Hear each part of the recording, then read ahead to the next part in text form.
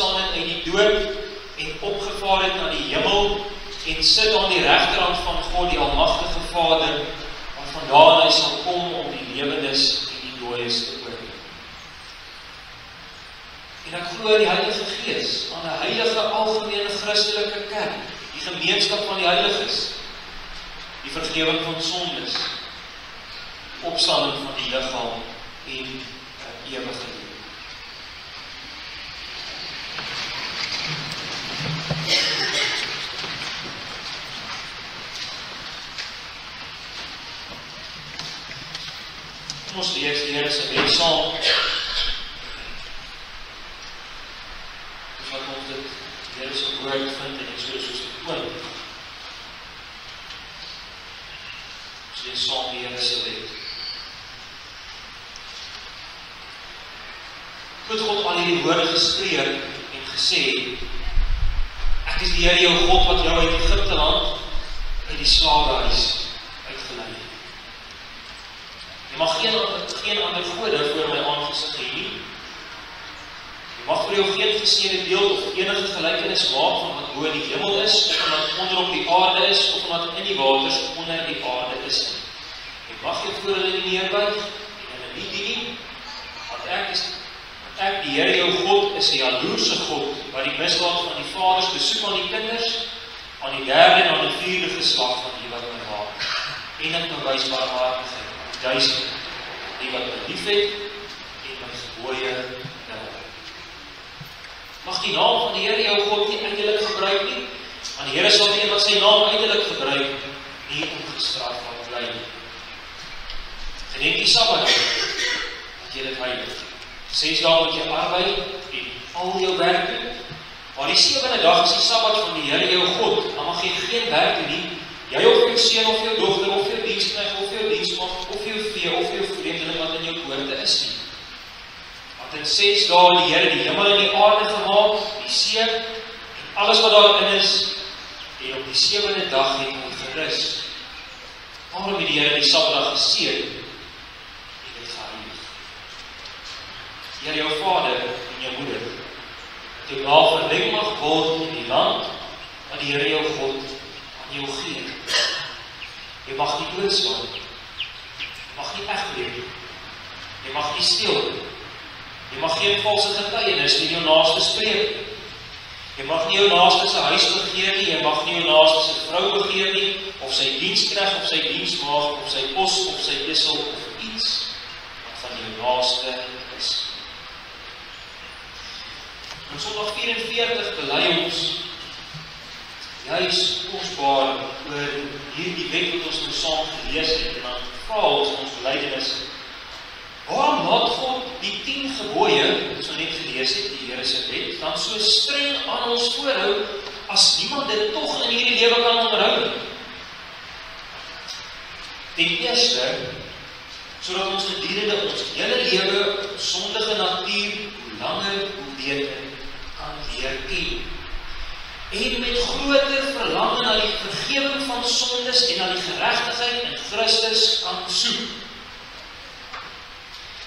Ten tweede, moet ons sonder ophou beywer en God om die genade van die Heilige Gees bid, sodat ons altyd meer en meer na die ewebeeld van God vernuwe mag word, totdat ons na die lewe die volmaaktheid as doel bereik. Ek wonderlik bely ons die broers, sodat ons nie, sê nie ons hoor die wet dat ons beter mens moet word nie, maar dat ons die Here kan sonder ophou om genade bid, genade van die Heilige Gees, sodat ons meer en meer soos Christus word, wat hierdie wet in ons bereik.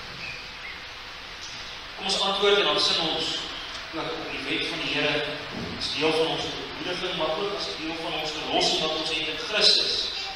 Psalm 50, daarvan gaan ons sin op die eerste vers en die 8ste vers, en daarna gaan ons saam.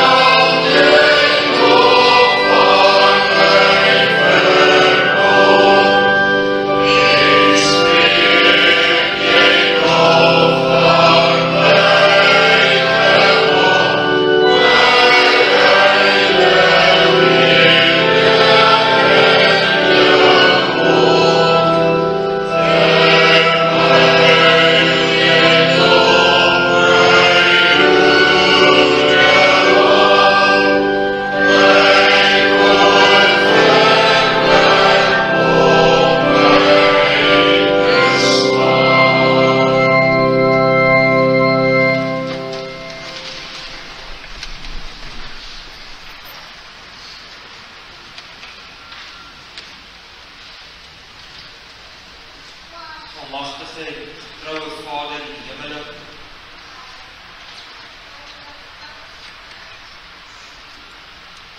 gee U wet,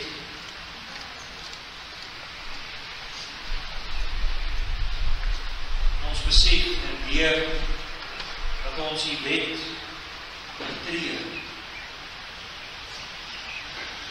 Kom klaar ons ook weer aan, U kom wys ons van ons sonde.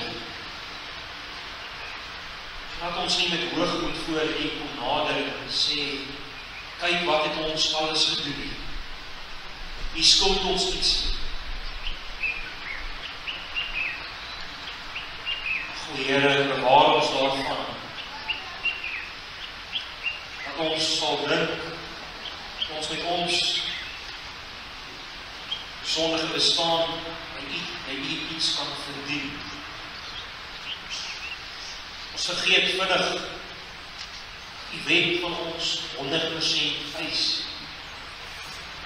Here Jesus het immers die wet opgesom as volkome liefde tot U, volkome liefde tot ons naaste.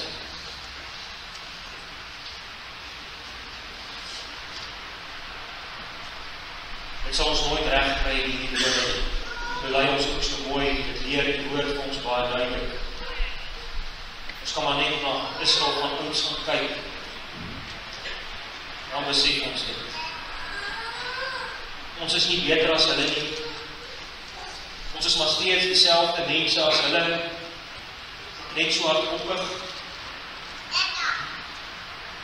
Net so geneig om ander dinge te aanbid en om ander dinge te vertrou as op U.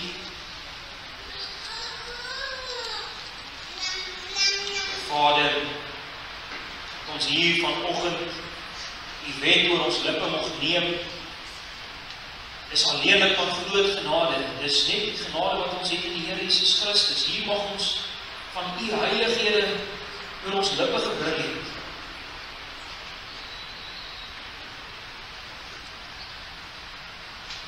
Terwyl ons self so geneig is om die verbond te verlaat.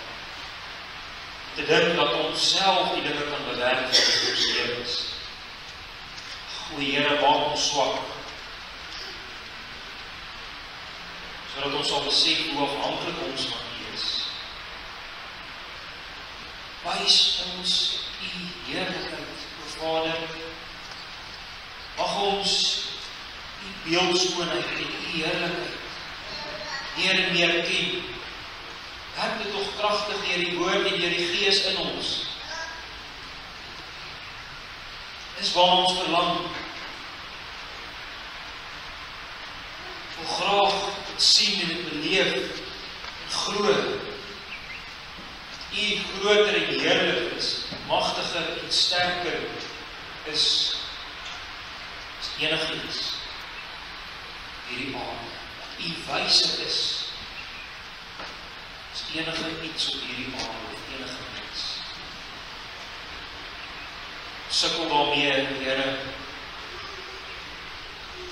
die heiligheid, die grootheid, besef. Ons is diep afhanklik van U genade, werk dit tog in ons, o Here. Ons prys U en ons loof U, ons lewens aan U verskuldig. Ons wil met groot dankbaarheid in U kom vir U. Beskryflike verlossing wat U bewerk het in Christus. Ons is maklik ondankbaar, Here.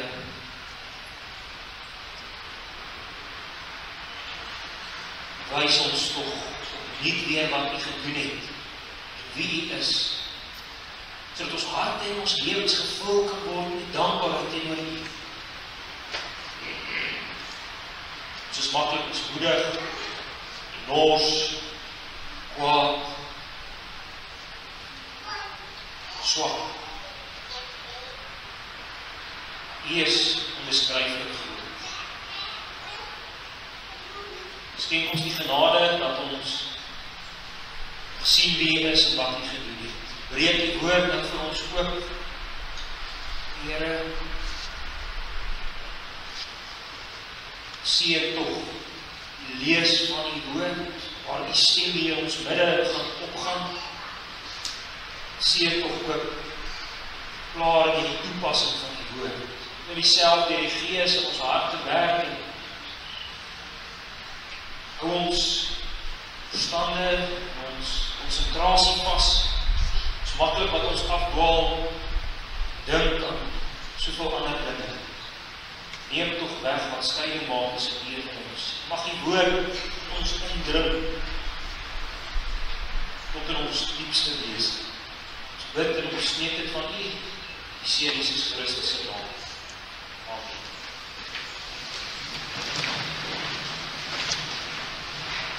Ons sing saam Psalm 119, Psalm wat juis gaan oor die Here se woord.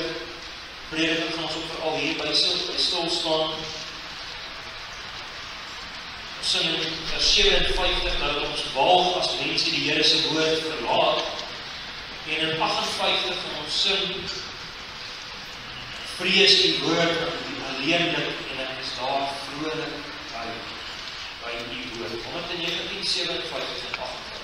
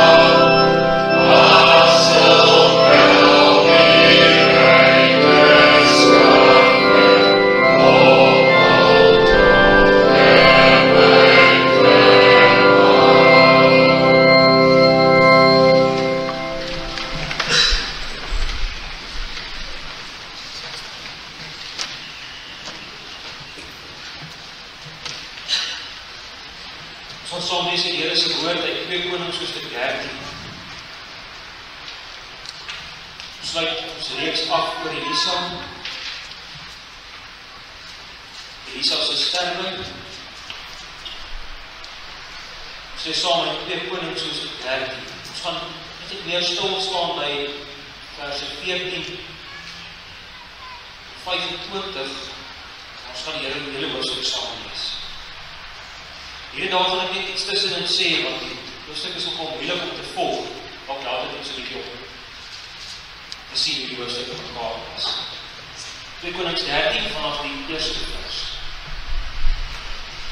In die 23ste jaar van Joas, die seun van Ahasia, die koning van Juda, het Joas, die seun van Jehu, koning geword oor Israel en Samaria, 17 jaar oud.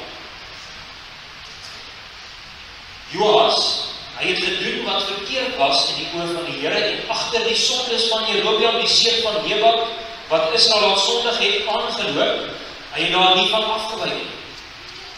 Daarom het die toorn van die Here teen Israel ontvlam, sodat hy hulle oorgegee het in die hand van Hazael, die koning van Aram, en in die hand van Ben-Hadad, die seun van Hazael, al die dae. Maar Joas het die aangesig van die Here om genade gesmeek. Hoe verhoor die Here hom, want hy het die verdrukking van Israel gesien, dat die koning van Aram hulle verdruk. Die Here het aan Israel 'n verlossing gegee, sodat hulle onder die mag van Aram uitgekom het en die kinders van Israel in hulle tente kon woon soos gister en eergister. Nogtans het hulle nie afgewyk van die sondes van die huis van Jerobeam, wat Israel laat sondig het nie. Hy het daarin gewandel. En selfs die heilige boomstam het in Samaria bly staan. Voorwaar het vir Joas geen manskap laat oorbly nie, as net 50 perderyters en 10 strydwaans en 10.000 voetgangers. Want die koning van Aram het hulle omgebring en hulle gemaak so stof as gedors word. En die verdere geskiedenis van Joas en alles wat hy gedoen het en sy magtige dade, is dit nie beskrywe in die kroniekboek van die konings van Israel nie. En Joas het ontslaap met sy vaders en is in Samaria begrawe en sy seun Joas het in sy plek koning geword. En in die 37ste jaar van Joas, die koning van Juda, het Joas, die seun van Joas, koning geword in Israel en Samaria 16 jaar lang. So hier oorveel die twee konings van Juda en die koning van Israel, hulle oorveel, hulle naam is dieselfde, so dit mag ook verwarring doen, maar daar was 'n Joas in Juda wat regeer het, en 'n Joas in Israel wat regeer het, op dieselfde tyd, hulle naam is Joas. So hierdie Joas van Israel, vers 11, hy het gedoen wat verkeerd was in die oog van die Here, ook, en hy het nie afgewyk van al die sondes van Jerobeam, die seun van Nebat, wat Israel wat sondig het nie, hy het daarin gewandel. En die verdere geskiedenis van Joas en alles wat hy gedoen het en sy magtige dade, hoe hy teen Amasia, die koning van Juda, geveg het, is dit nie beskrywe in die kroniekboek van die konings van Israel nie. En Joas het ontslaap met sy vaders en Jerobeam het op sy troon gaan sit. Joas is begrawe in Samaria by die konings van Israel. So hierdie laaste gedeelte wat ons nog gelees het, vers 13, is eintlik Joas se lewe word hier opgesom in 4 verse. Gebore, hy het gesondig, van die oorlog het gesê wat hy teen Amasia geveg het, word in 1 vers genoem en hy het doodgegaan. En nou is dit asof daar vanaf vers 14 in sy lewe ingezoom word op een gebeurtenis van sy lewe. Miskien is dit al die hoofgebeurtenis van sy lewe, hier waar hy na Elisa toe gaan. Vers 14. En toe Elisa siek was, aan die siekte waarin hy sou sterwe, het Joas, die koning van Israel, afgekom na hom en oor hom geween en gesê, my vader, waarvan Israel en sy ruiters? Daarop sê Elisa vir hom, neem 'n boog en pyle, en hy het vir hom 'n boog en pyle geneem. En hy sê vir die koning van Israel, sit jou hand aan die boog, en hy het sy hand aan die boog gesit. En Elisa het sy hande op die hande van die koning gelê. Verder sê hy, maak op die venster na die ooste toe, en hy het dit oopgemaak. En Elisa sê, skiet, en hy het geskiet. Toe sê hy, 'n pyl van oorwinning van die Here en 'n pyl van oorwinning op Aram. Jy moet die Arameërs volkome verslaan en afneem. Verder sê hy, neem die pyl, en hy het geneem. Toe sê hy vir die koning van Israel, slaan teen die grond, en hy het 3 maal geslaan en opgehou. Daarom word die man van God baie kwaad vir hom en hy sê, jy moes 5 of 6 maal geslaan het, dan sal jy die Arameërs volkome verslaan het, maar nou sal jy die Arameërs 3 maal verslaan. Daarna het Elisa gesterwe, en hy het opgegrawe, en die bendes van die Moabite het die land ingekom met die ingang van die jaar. En terwyl hulle besig was om 'n man te begrawe, sien hulle met eens die bende. Daarop het hulle die man in die graf van Elisa gegooi, en toe die man met die gebede van Elisa in aanraking kom, het hy lewendig geword en opgestaan op sy voete. Nou hier het hulle belangrik om te doen, maar hulle het nie begrawe soos ons vandag begrawe in 'n gat in die grond nie. Hulle het baie keer net in 'n grot mense begrawe, so dit baie moeilik dat hulle nie kon gedoen het wat hier gestaan het. Dit was net 'n grot. Vers 2. En Hazael, die koning van Aram, het Israel verdruk al die dae van Joas. Maar die Here was hulle genadig en het hom oor hulle ontferm. Hy het hom tot hulle gewend, terwille van sy verbond met Abraham, Isak en Jakob. En hy wou hulle nie vernietig en tot nog toe nie van sy aangesig wegwerk nie. Ballingskap word nie gepaard word, maar die Here het ons aangeskat wegwerk. En as Saul die koning van Aram het gesterf en sy seun Ben-Hadad het in sy plek koning geword, en Joas die seun van Joas het weer die skede uit die hand van Ben-Hadad, die seun van Saul teruggeneem, wat hy op sy vader Joas in die oorlog ontruk het. Joas het op 3 maal verslaan, en die skede van Israel hergekoop.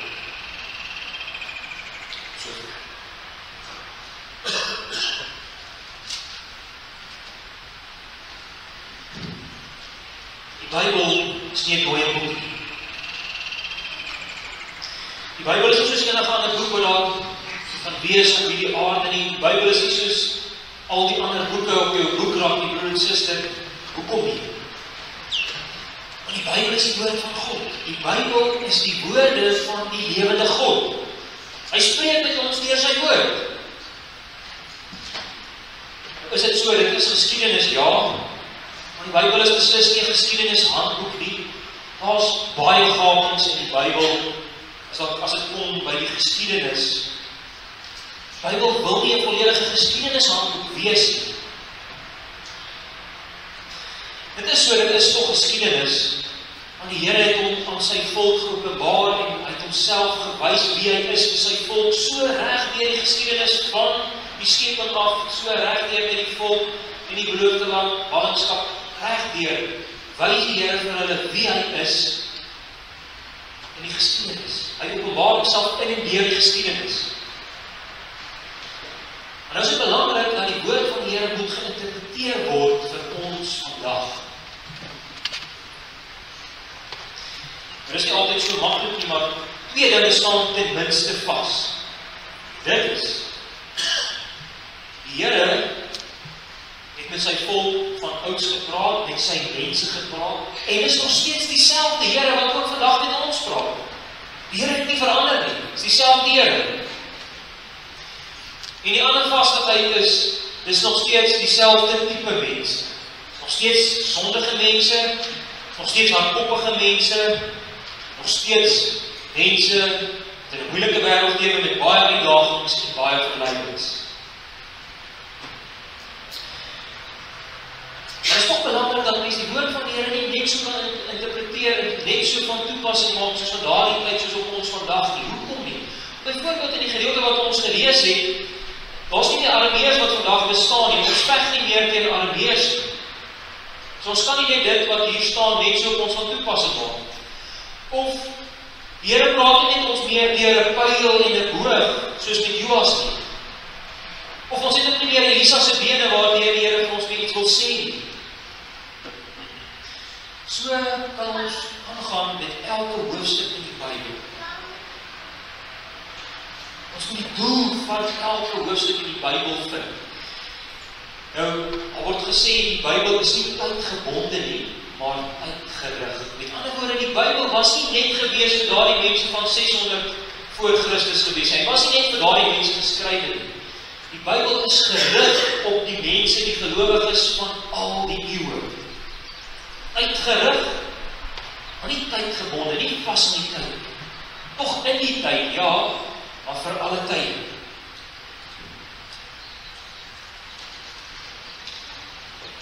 Ons het 'n Bybel, en daardie tyd was daar Elisa.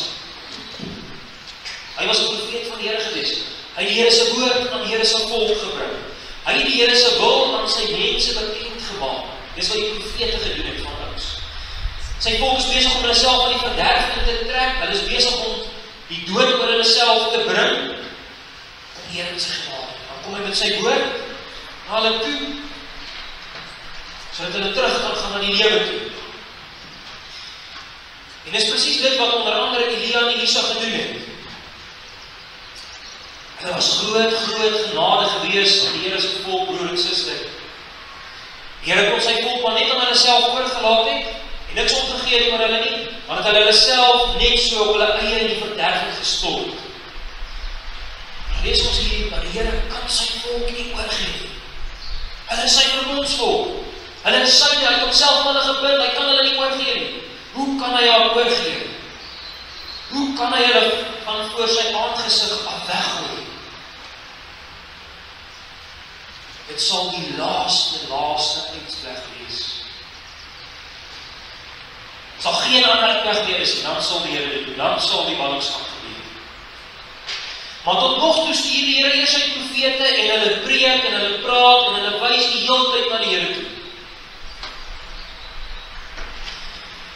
Nie Elisa nou op sterwe, omtrent 90 jaar oud gewees. En Joas, die koning van Israel, kom na Elisa toe. Dit is alreeds op sigself 'n ligpunt gewees dat die koning tog nie die woord van die Here heeltemal weggegooi het nie. Hy soek nog steeds die woord van die Here op. Hy kom nog steeds na Elisa toe. Dan sê vers 14, hy ween en hy huil, of hy huil, ween en huil oor Elisa. Of voor Elisa. Dit is moeilik om presies te sê, wat bedoel hierdie? Hy voor Elisa of hy oor Elisa? En dit is baie moeilik dat jy kan staan dat hy voor Elisa huil. Dis soos dit in die 2020 vertaal is. Daar staan hy huil of hy ween in Elisa se teenwoordigheid. En dit maak ook nogal sin, want Joas het immers byna geen meer weermag oorgehad. In sy pa se tyd, Joas se tyd, is die hele weermag omtrent uitgeroei. Daar was net 50 perderyters oor.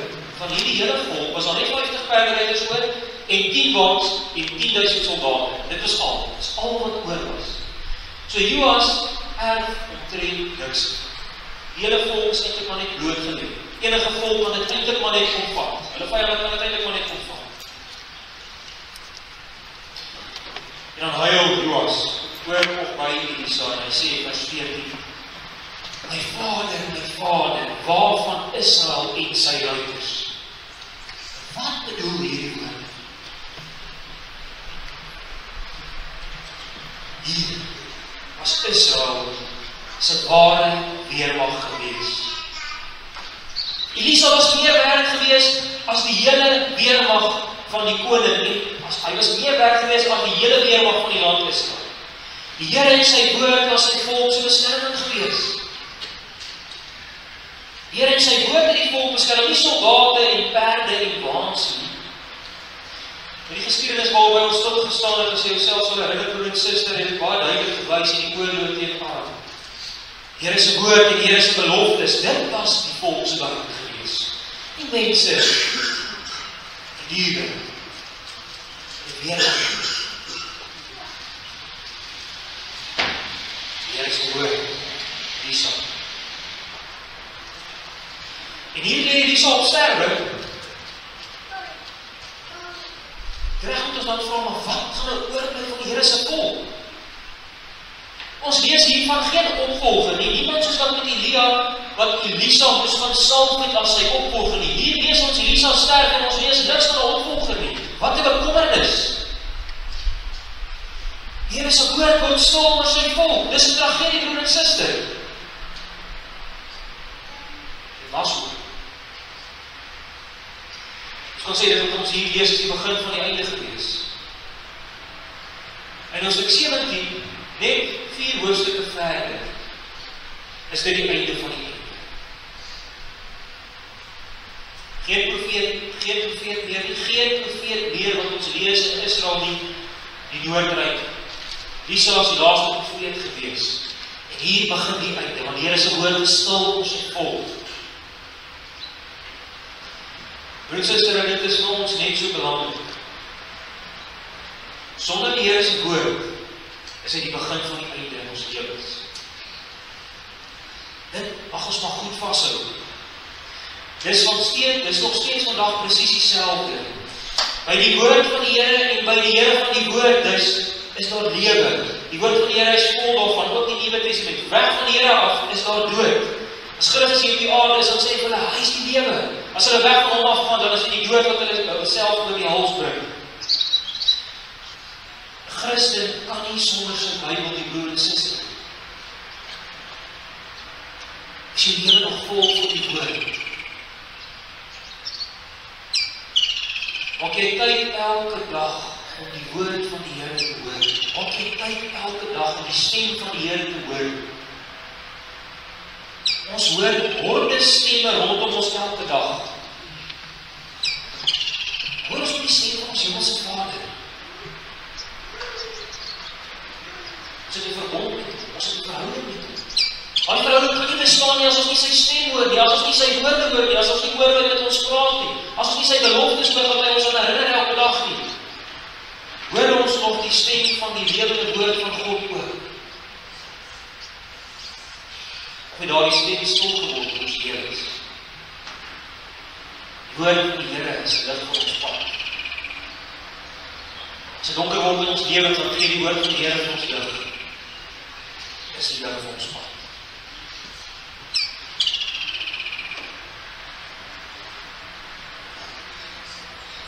Elisa is op sy laaste oomblikke van sy aardse lewe.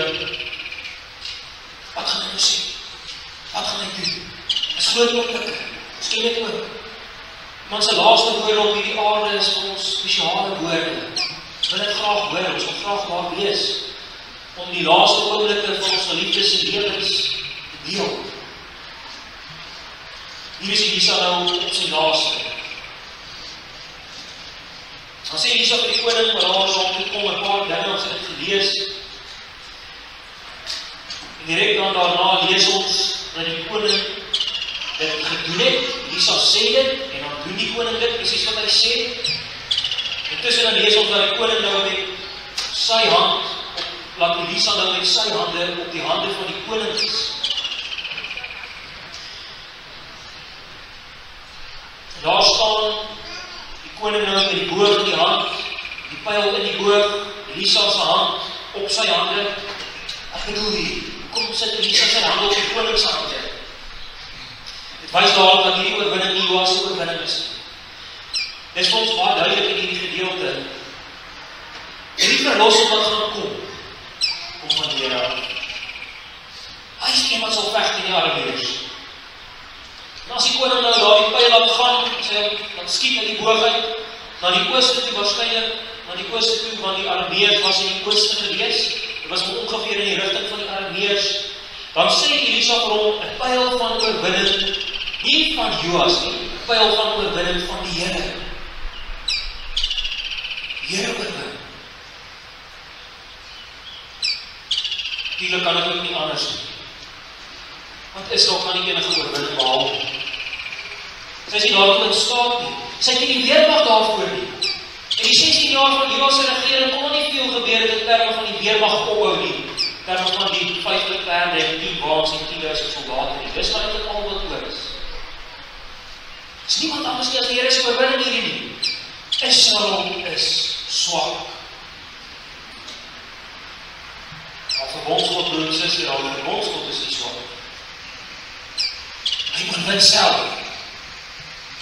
Sy volk moet jy swak wees, want dan kan haar verbondsgod self verheerlik. As sy swak is, verheerlik hy homself. En dan word hy werklik gedien. Want sy volk besef, ons is swak, maar ons dien as 'n rowende God. Hy is op alles gestaat, hy behaal die oorwinning op sy eie. Dan gaan die volk na hom toe vlug om hom te dien. Sy besef wie hy is. Ons suster, ons swakheid is vir die Here nie 'n struikelblok. As ons swak is, lees ons op Paulus skryf. As ons swak is, dan is dit sterk. En dan besef ons werklik hoe afhanklik ons van die Here is. Die probleem is dat ons baie keer onsself jammer kry as ons swak is. Want ons wil graag sterk wees. Dan kry ons onsself jammer. Ons wil sterk wees. In plaas van dat ons vlug na hierdie groot en ons verhoogde God toe. Want hy is altyd sterk, hy word nie swak nie. Die Here red alleen. Ag, hierdie geskiedenis was nie die geval gewees. Moses skryf vir liefde in Eksodus 14. Volk was daar by die Rooi See, as hy die massas water daar voor hulle. En as die volk vermaak is swak, wat hulle daar staan, voor die massas water. Om die Here. Verlos die Here. Bring die Here vir hulle oorwinning. Maak hulle pak deur al die massas water. Ons is swak, maar ons Here is nie swak. Hy oorwin, hy is die oorwinnaar. Hy is die verlosser. immers wat die naam Jesus ook beteken. Die Here verlos. Hy is die verlosser, hy is die oorwinnaar. Hy oorwin alleen. Hy is op daardie kruis alleen. Hy is alleen daar op daardie kruis, as hy die toorn van die Vader dra. Die Here oorwin. Is die wonderlike evangelie. Die Here oorwin alleen.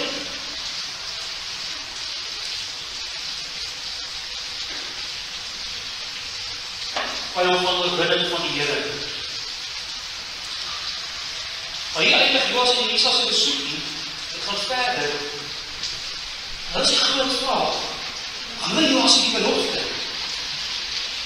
Gaan hy hierdie belofte van die Here, van die Here se totale alleen oorwinning, gaan Joas nou hierdie belofte van die Here met sy hele wese omhels?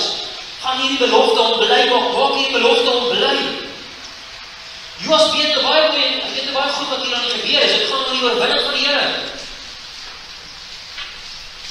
En dan sê Elisa weer vir hom, neem die pyle. Dan sê Elisa vir hom, vat hy die pyle, sê Elisa weer vir hom, slaan teen die grond. Dit moet ook bedoel dat hy teen die grond moes skiet, ons is nie seker nie.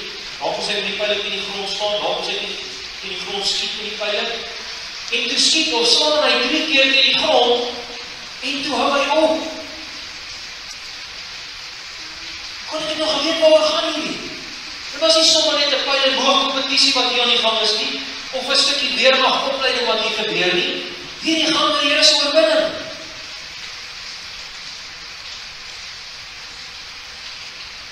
Een kommentaar sê dit soos volg. Hier gee die Here vir Joas 'n blanko cheque. Alles. Ek gaan vra Joas nie die helfte van die geld. Hier is die belangrikste oomblik van Joas se lewe. Hoe gaan hy nou die beloftes van die Here se woord reageer? En dan sê hy sal tevrede wees met 3 oorwinnings. Hy sê hy is net 'n 3 oorwinning. Hoekom is hy nie bly en opgewonde oor hierdie groot jarelange vyand van hulle, om hulle uit te roei nie? Hoekom is hy so lusteloos en so halfhartig as dit kom by die Here se oorwinning?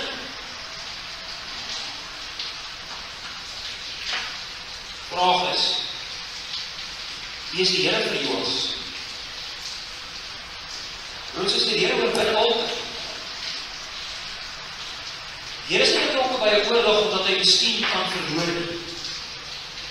Hy oorwin altyd. Hy is die koning.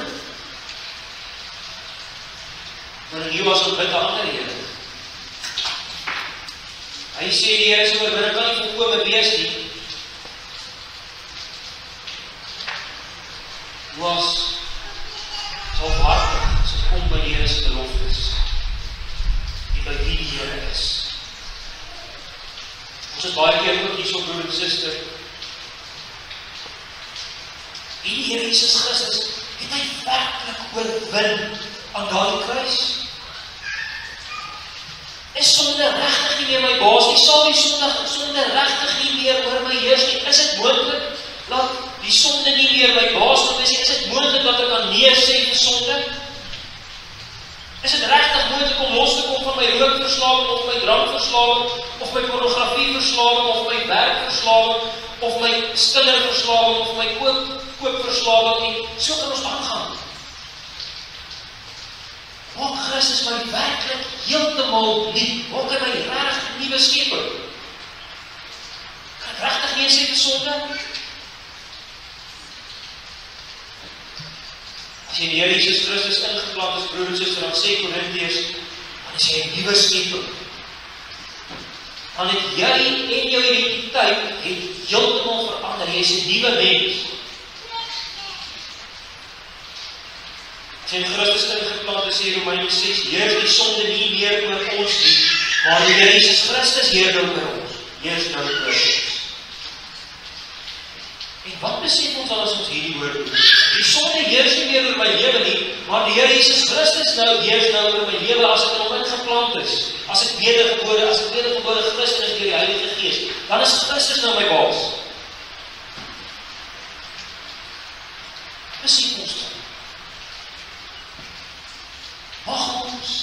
hierdie Here Jesus Christus net meer en meer ken. Want dis in hom wat die lewe is. Hy het die oorwinning volkome behaal. Hy het reeds die oorwinning behaal. Hy het reeds die stryd vir ons gewen. Ons het vanoggend gesê met die wet van die Here. Ons moet nie beter mense probeer word nie. Dis wat ons baie keer probeer. Ek moet nou net 'n bietjie begin beter word. Ja, dis 'n skande vir die Here. Ek maak die Here skaam. Ek is 'n skande vir my familie en vir my geliefdes. Ek maak hulle skaam. Ek moet net 'n bietjie begin beter word. Broer en suster, ons is nie op die regte plek as ons hier is nie. Want ons mis die evangelie. Ons mis die Here Jesus Christus se volkome oorwinning. Ons moet Christus, ons heiland en ons oorwinnaar, ons moet hom weer ken. Ons moet meer en meer gegryp word deur sy heerlikheid. Hy het die oorwinning volkome behaal. Ons sê dat ons nodig om gegryp te word deur die beeldskoonheid van ons Here Jesus Christus. Dan gaan ons sondes soos mis begin verdwyn op die horison.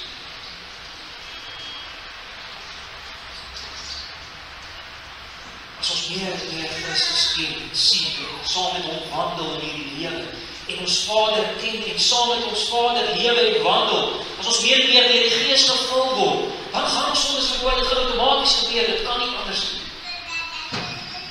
Meer as ons Christus word, meer van ons sondes verdwyn. Ons is tevrede met so min, broer en suster. Ons is tevrede met 'n reënbuie. Of 'n goeie oes, of 'n mooi stel klere. Dis alles dinge waaroor ons dankbaar kan wees, ja, natuurlijk. Maar maak dit ons tevrede in die lewe, gee dit ons rus in die lewe, dit kan nog nie. Ons kan tevrede wees met die Here wat volkome oorwin het, oor sonde en oor dood. Dis wat ons tevrede kan wees. Dis wat die Heilige Gees werk in ons geliefdes. Dis wat hy in ons werk, dis wat die Heilige Gees in ons besig is. Om ons te wys op die beeldskoonheid van ons verlossing en van ons troue Vader. Dis wat die Gees doen. En ek wil dit eers hoor. Die Gees werk in die woord. Dis waar ons volkome verlossing en ons genadige verbondsgod ontmoet. In sy woord. Gees in die woord is een.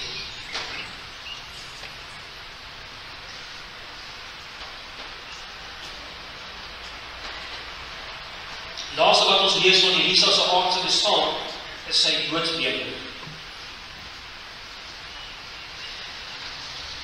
Snaakse ding om te lees dat iemand se laaste bestaan op hierdie aarde. En dan lees ons by die vraag: is hier een of ander magiese kragte hier aan die gebeur? Is hier een of ander magic hier aan die gebeur? As hierdie ander dooie persoon ons sy bene raak aan die lewe. Gaan dit hier oor relieke of relikwie wat ons moet aanneem? Die Engelse woord is relics. Miskien ken ons seuns en dogters dalk hierdie woord beter wat relics is. Is dit relics? Is dit dinge wat ons moet gaan opsoek en moet gaan vereer? Geliefde, wat sou jy gedink het as jy die geskiedenis van Elisa gelees het? Die hele geskiedenis van Elisa waar ons nou al stil gestaan het oor die afgelope paar weke. Ons sou nie wou hê dat Elisa moes doodgegaan het nie. Kyk net al die wonderdade wat hy gedoen het en hoe hy die Here se volk gewys het op die Here se genade. Later as die volk in ballingskap was, en hulle lees en hulle hoor hierdie Elisa se wonderdade en sy genade wat hy tot die volk gebring het, dan sal hulle weer verlang het na Elisa. Kom sê die Here vir sy volk, vir sy kinders: ek het nie saam met Elisa gesterf nie. Die Here sê vir sy volk, hy het nie saam met Elisa doodgegaan. En sy woord het ook nie saam met Elisa doodgegaan. Die Here se beloftes bly altyd steeds vasstaan. Die Here se woord bly altyd vasstaan. Dit wys vers 25 onder andere vir ons baie duidelik die 3 oorwinnings wat die Here beloof het. hulle gebeur. Al was Elisa reeds dood. Later is die volk in ballingskap, hulle het gedink hulle is dood, hulle het gedink as niks meer van hulle koning, hulle het gedink is verby met hulle. Hulle volk is dood, hulle land is 'n wildernis, van die tempel van die Here al niks oorgebly nie, dis verby met hulle. En jy's daar kom wys die Here weer vir hulle, maar daar's lewe. Selfs na die dood is daar lewe. Dis lewe in die woord. Lewe in die woord wat Elisa verkondig het, dag in en dag uit. Die Here se woord is nie 'n dooie boekie, broer en suster. In 1 Petrus word die Here se woord die lewende woord genoem. As jy hierdie woord wat vlees geword het, is hierdie woord van die Here wat regtig hier op die aarde lewe het.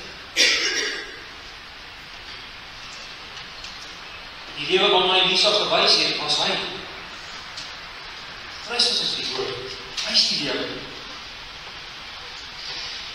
En as Christus daar aan die kruis die Gees gee, ons lees dit in Matteus 27, broer en suster, dis net Christus wat die Gees kan gee.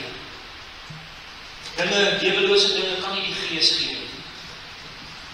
Masjiene kan nie die Gees gee. Christus gee die Gees.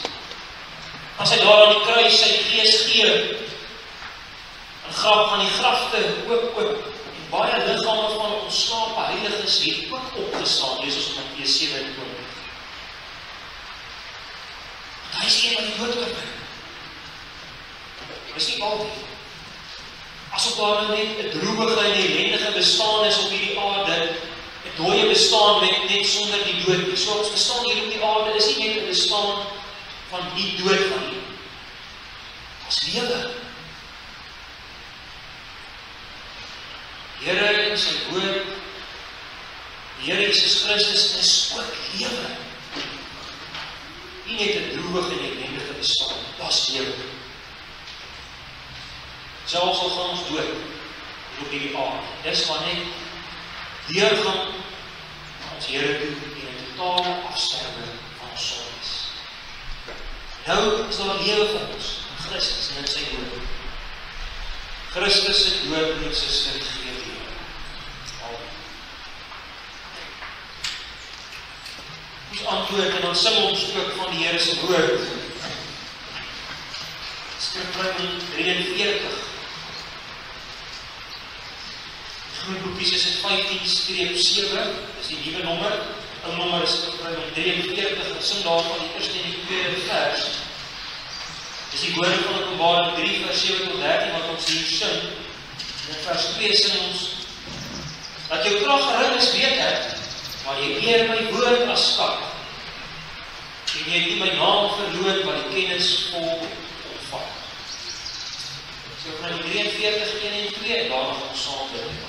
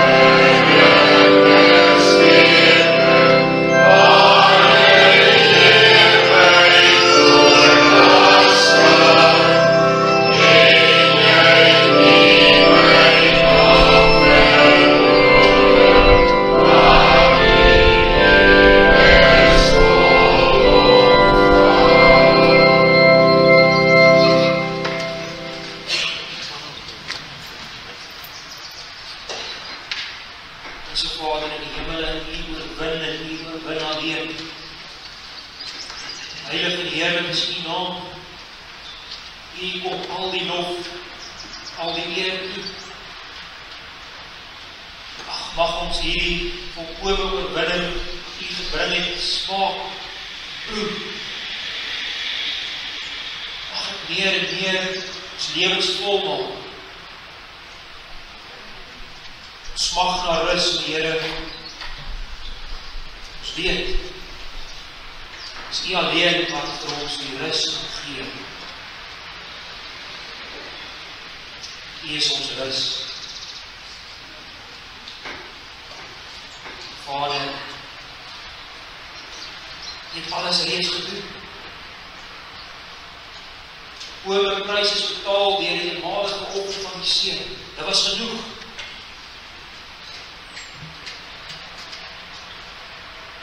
Ons staan verstom daaroor. Ek so baie keer dink ons, maar dit kan nie so wees nie. Dit kan nie genoeg wees nie. Ek moet toch iets doen, so dink ons baie keer, Here. Maar laat baie ons weer lasse op ons eie skouers. Lasse wat U nie op ons laai nie. Here, ons mag om U te ken. Ons mag die oorwinning in Christus te ken. Wys dit vir ons, Vader. Ons loof U vir die woord, die stem in ons midde steeds opgaan. Ons hier in die woord, die stem mag hoor. Gee ons die drange, die soeke na die woord elke dag. Ons nie by ons huise uitgaan, voordat ons nie die stem gehoor het. Ons hoor so baie stemme van mislukkings, so baie dinge wat ons bekommerd maak. U is ons oorwinning. Vader, U skenk ons soveel gawes, geskenke. Ons wil U daarvoor dank. Ons verdien niks. Dankie dat U ons huwelike vashou. Baie keer soek ons na die woord, tog hou U ons huwelike vas. Alwaar ons huwelike kan staan is op grond van die woord, op grond van Christus. Want ons het Hom nodig om mekaar te gaan bedien. Dankie vir ons kinders. So baie laat ons na hulle van U te leer, waar ons sit en waar ons gaan, waar ons lê. Toch is U ons genadig dat hulle glo.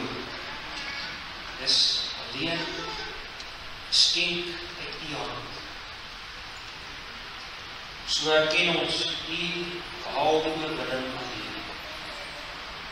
Maak ons toch bruikbare instrumente in U hand. Smeek dit van U, Christus Jesus ontwil. Amen. Kom ons sing saam Psalm 138 daarvan. Sing ons die eerste en die tweede vers. 138, 1 en 2. Hoe hoog is nou in elke oord U naam en woord omhoog geheer. U naam, Here se naam en sy woord word omhoog gehou. Het my siel op sy gebed verhoor, my gered. Leer my genade en gebed. Dit verhaal. 138. Yeah.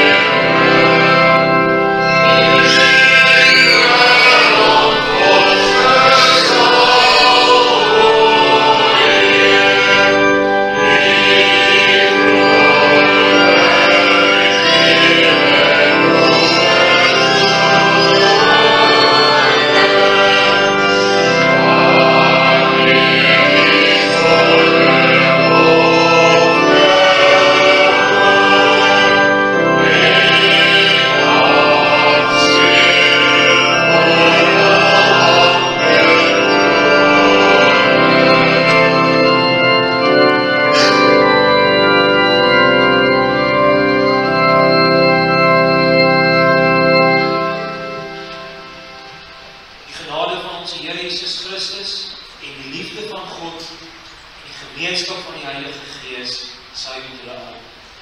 Amen.